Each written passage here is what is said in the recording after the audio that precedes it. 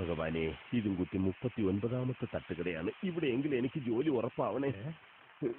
ദോശ ഒന്ന് ശരിയാവും. ദോശ ശരിയാവണില്ലേ? ഇപ്പൊ എടുത്തുതരാം.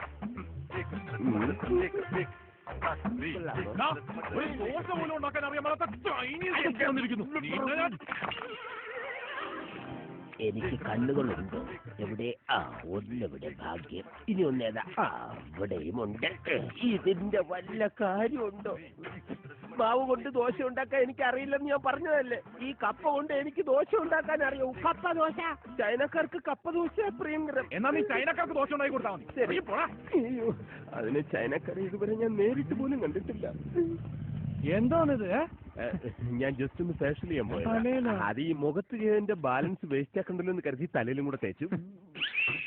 ഓ, വയറ്റിലും ഫേഷ്യൽ ചെയ്തിരുന്നോ? അവിടെയും കുറച്ച് വെളുക്കാനുണ്ടായിരുന്നു. ആരെ കേറി പോരെന്ന് കേൾക്കൂല.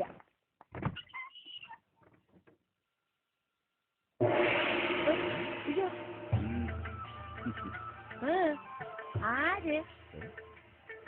ഇവിടെ ആരുമില്ല. ആരെയില്ല അങ്ങോട്ടെ.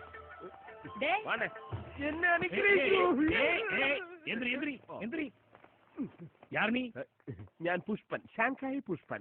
ഓ, ചൈനവ അല്ല, ഷാങ്ഹായ്.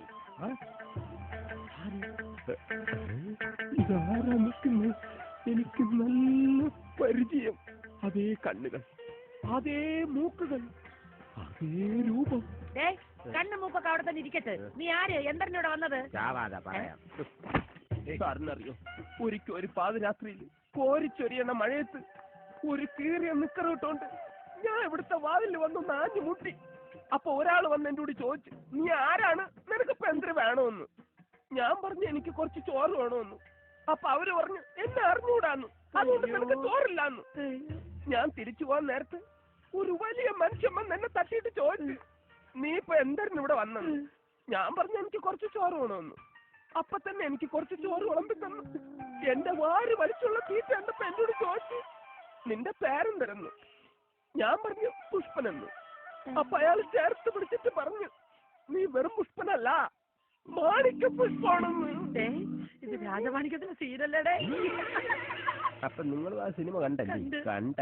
എന്നിട്ട് ആൾക്കാരൊക്കെ പറയണ പെണ്ണുങ്ങളൊന്നും സിനിമാ തിയേറ്ററിൽ പോലെന്ന് കണ്ടെങ്കിൽ മിണ്ടായിരിക്കും. അങ്ങനെ ഇവിടുത്തെ ഉപ്പും ചോറും തിന്നാണ് ഞാൻ വളർന്നു വലുതായത്. അതെന്ത് കൂട്ടാനൊന്നും ഇല്ലായിരുന്നു? ഇല്ല, കുറയ്ക്കാനുള്ളായിരുന്നു. മിണ്ടാതിരി. പിന്നീട് കറി വെച്ച് പഠിച്ചപ്പോ ഞാൻ ഷാങ്ഹായ് പുഷ്പനായി. സാർ, ഇത് നോക്കൂ, കണ്ടില്ലേ? ഇതാണ് എന്റെ ദൈവം. കീറിയ ചൈനീസ് നോട്ടുകെട്ടുകൾക്കിടയിലും ഞാൻ നിധി പോലെ സൂക്ഷിക്കുന്ന എന്റെ ദൈവം വീരമണി നായ്ക്കർ. ഹലോ പുഷ്പൻ ചേട്ടാ, എത്ര നാളായി കണ്ടിട്ട്. ചേട്ടാ, നമ്മളുടെ കാര്യങ്ങളെല്ലാം നോക്കുന്നത് നമ്മുടെ പ്രിയപ്പെട്ട കുക്കാണ്. ചേട്ടൻ ഭക്ഷണം കഴിച്ചിട്ടുണ്ടോ? ഇൻസൾട്ട് ചെയ്ത് സംസാരിക്കരുത്.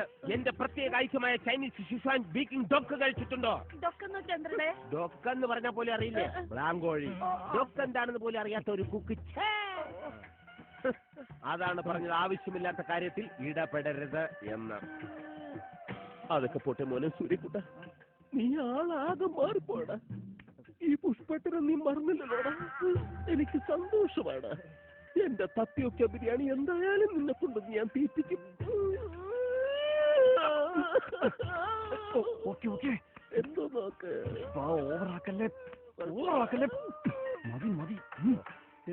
താമര തമ്പിയെ பார்த்தா பாவமா இருக்கு. தம்பி அழாத. இல்ல, കുറച്ചുകൂടി കരഞ്ഞോട്ടെ. சரி சரி, உள்ள போய் தம்பி உள்ள கூட்டிட்டு போ. ആരുടെ ഈ ഡൊക്കിനും ബ്ലാങ്ക് ലോളിക്കും തമ്മിൽ എന്തിനാണ് ബന്ധം? എടേ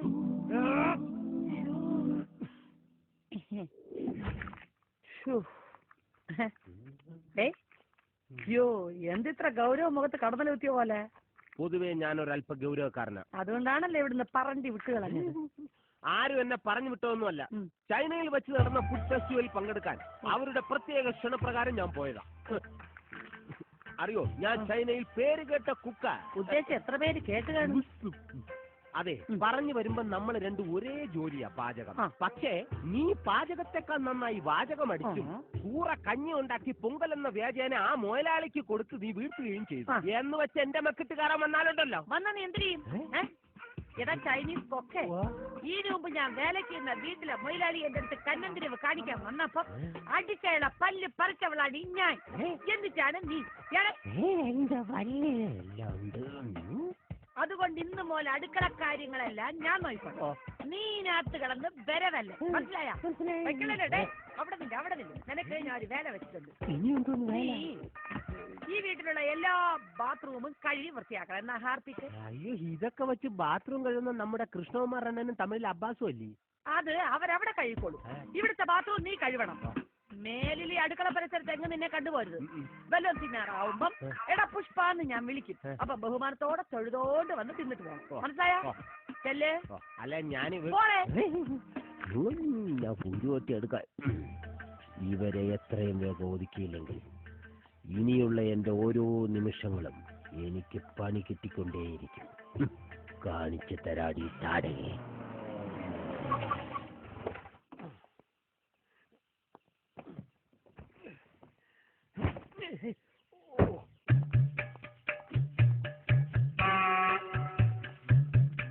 ആഹാ, നീ വീണ്ടും വന്നു. ആരോട് ചോദിച്ചിട്ടാണോ നീ ഇതിനകത്ത് കയറിയത്? ഞാൻ എന്നോട് തന്നെ ചോദിച്ചിട്ട് അതിനകത്ത് കയറിയത്. ഒന്ന് പോടെ അവിടുന്ന്. ചോദിക്കേണ്ടവരോട് ചോദിച്ചിട്ട് തന്നെ ഞാൻ ഇതിനകത്ത് കയറിയത്. എന്നെ ഇവിടെ അപ്പോയിന്റ് ചെയ്ത് വിനായകൻ സാറാണ്. വിനായകൻ സാർ നിന്നെ ഇന്ന് ഇവിടുന്ന് കെട്ടിയെട്ടിച്ചില്ലെങ്കിൽ എന്റെ പേര് ഉത്തമൻ എന്നല്ല. എന്നാ പിന്നെ സമയങ്ങൾ എന്റെ എത്രയും പെട്ടെന്ന് പേര് മാറ്റിക്കോ. അത്യുത്തമ. ജോലിക്കാരിയെ കാറിലിട്ട് പീഡിപ്പിച്ചു. വേലക്കാരിയെ കാറിനകത്തിട്ട് പീഡിപ്പിച്ചത് ആരേ എപ്പോ? അപ്പൊ പുഷ്പം നിക്കണ പോണ നിക്കട്ടല്ലേ? അത്ര പാവൊന്നുമല്ല.